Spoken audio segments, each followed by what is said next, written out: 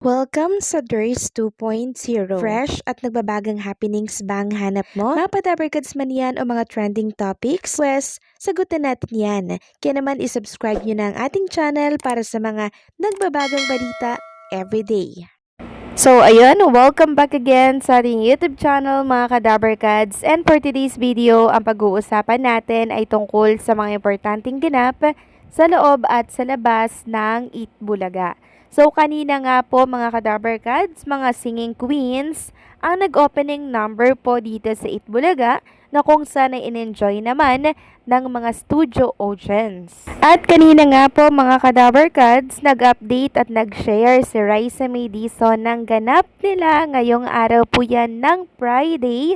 Andito po siya or sila ngayon sa Opera House and the Harbor Bridge. Dito po yan sa Sydney. Sobrang ganda dito mga kadabarkads at kung inyong mapapansin yung background po or view ni Raisa May Dizon dito, ang Opera House and ang Harbor Bridge na isa din sa mga gustong mapuntahan ng mga kababayan natin. So sa ngayon, ine-enjoy at ninanamnam na mga Eat Bulaga host natin ang Sydney, Australia bago po mag-perform sa big event by Sunday, October 5, 2025.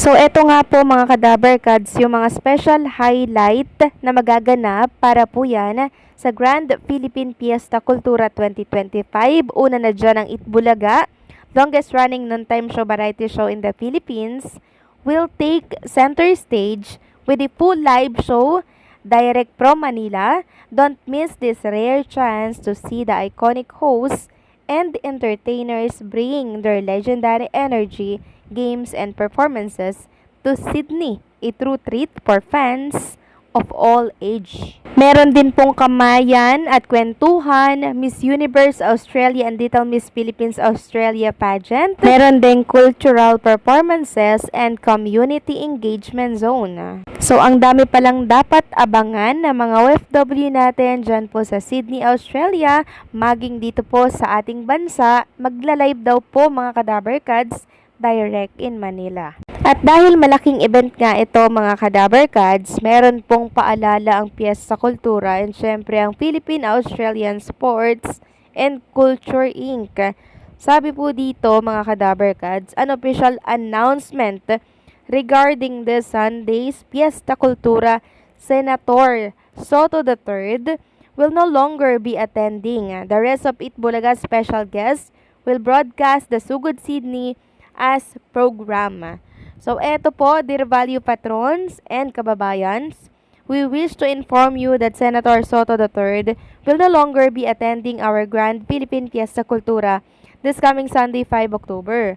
In Senator Soto absence, our Eat Bulaga guest artists will continue with a special Sugod Sydney broadcast as performed. Marking its 30th year in 2025, the Fiesta Cultura remains a family-friendly celebration of Filipino-Australian culture showcasing the art, cuisine, tradition, and bayanihan spirit which brings our community together.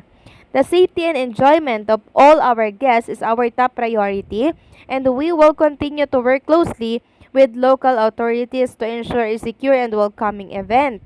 We look forward to celebrating our 30th anniversary together with you. Maraming salamat at mabuhay. So, ang President Philippine-Australian Sports and Culture Inc. walang iba kundi po si Ma'am Marivic Ayap Flores. So, yan po yung apat na statement or official statement na inilabas po ng Fiesta Cultura in Philippine-Australian Sports and Culture. And take note mga kadabarkads, sold out na po yung $50 na ticket na binebenta nilang. Available na lamang po ay yung $25 po na you can get a full day and night access to everything. Andyan ang all shows, food trip, Miss Philippines Australia, and syempre ang pinaka-special ang Eat Bulaga, over 3 hours full show live. Samantalang next topic naman tayo, kagabi nga mga kadabarkads ay nagkaroon po ng party dito po sa Sydney, Australia ang mga dabarkads natin. Nagkaroon sila ng dugtungan po na kanta doon na talaga naman pong in-enjoy ng mga dabarkads hosts natin.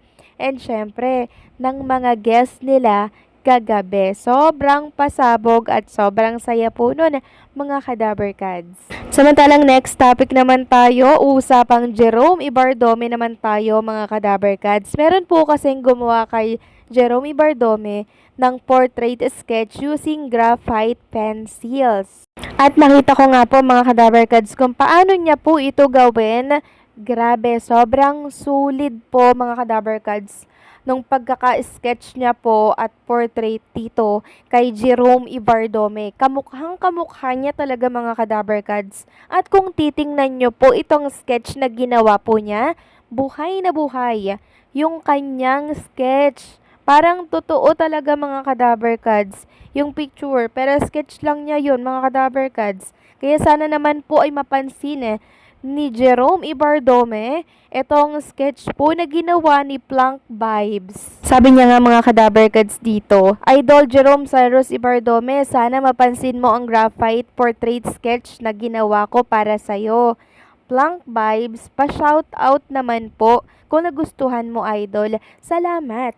So, ayan, mga Kadaber Kads, sana mapansin to ni Jerome Ibardome kasi love na love niya talaga si Jerome. Hindi po biro, mga Kadaber Kads, magawa ng portrait sketch using these materials na grabe.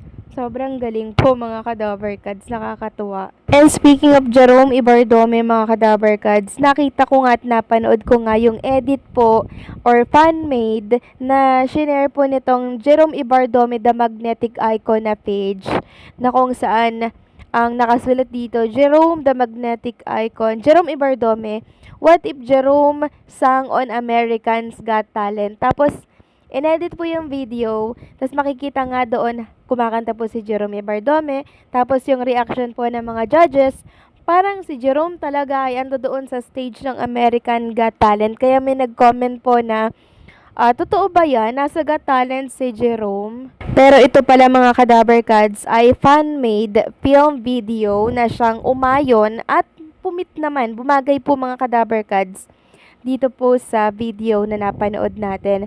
Hopefully nga po someday, mga Kadaber Kads, mapanood natin si Jerome Ibardome na kumakanta po at nagpe-perform dito po sa American Got Talent or international show, mga Kadaber Kads. Hindi naman masama, 'di ba, na manghangad po ng ganito dahil si Jerome naman ay talented na bata. 'Di ba? Napakadami niyang mai-showcase. Plakado talaga yung mga performance niya, kaya hopefully sa mga susunod po na taon, 'di ba, or buwan, makita natin siya dito. Hopefully, mga Kadaber Kads, para mas malaking pintuan pa ang magbukas sa kanya. So, agree ba kayo dito, mga Kadaber Kads? Lalo na po yung mga Jeromantics dyan. Please comment down below.